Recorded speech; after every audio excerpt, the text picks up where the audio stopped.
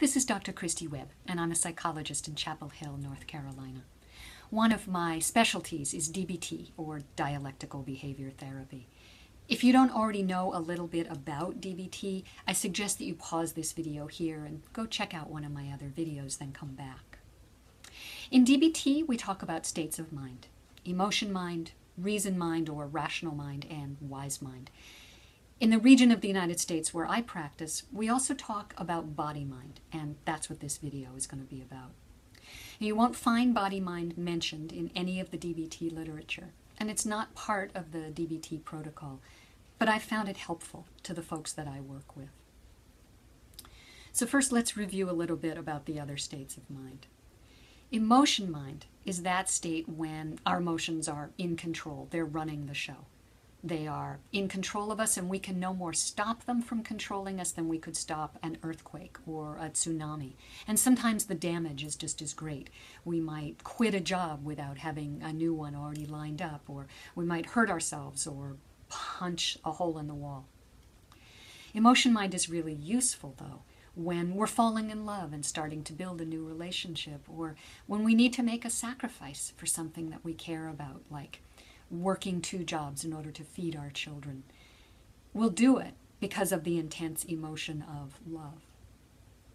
Now, reason mind, or rational mind, that's that state of mind when our thoughts are in control.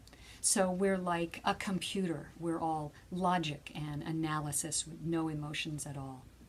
Reason mind is very useful when you're following a recipe, or you're reading a map, or you're balancing your checkbook.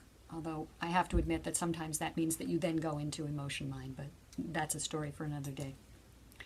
Now, in DBT, wise mind is found at the intersection of reason mind, or rational mind, and emotion mind. It takes both emotions and thoughts into account. It's a place of balance. But what about our bodies? We know that for centuries humans were told that their mind and their bodies were 2 separate things, and that it's only been in the last fewer than 100 years that we've accepted that our bodies and our minds are inseparable and that each one influences the other. And that's where body mind comes in. Now, in my area of North Carolina, we teach that body mind can run the show just as much as emotion mind or reason mind can, and that we need to take signals from our bodies into account when we're seeking wise mind.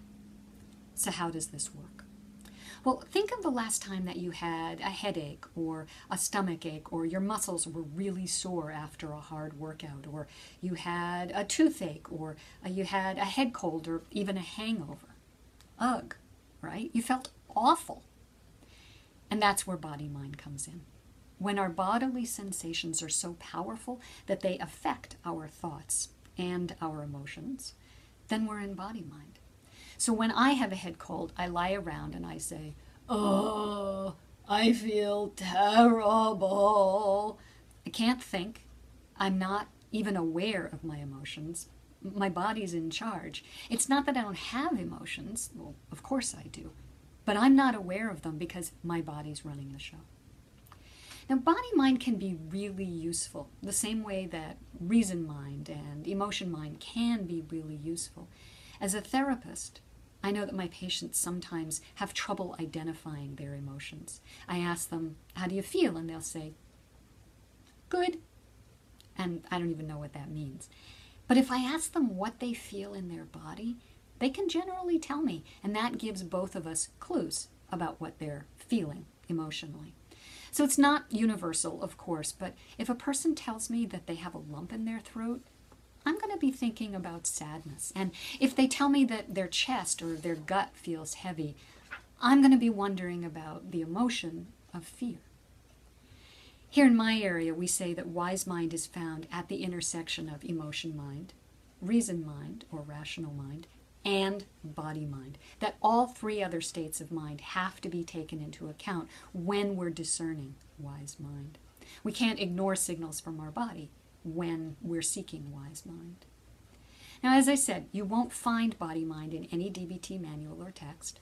This is not something that Marcia Linehan knows about or approves of. In fact, sometimes DBT trainers ask me and my colleagues in this area, where's our evidence for the existence of body mind? Well, of course, there isn't any empirical evidence for it, just as there is no empirical evidence for emotion mind or reason mind. But intuitively, these states of mind all make sense.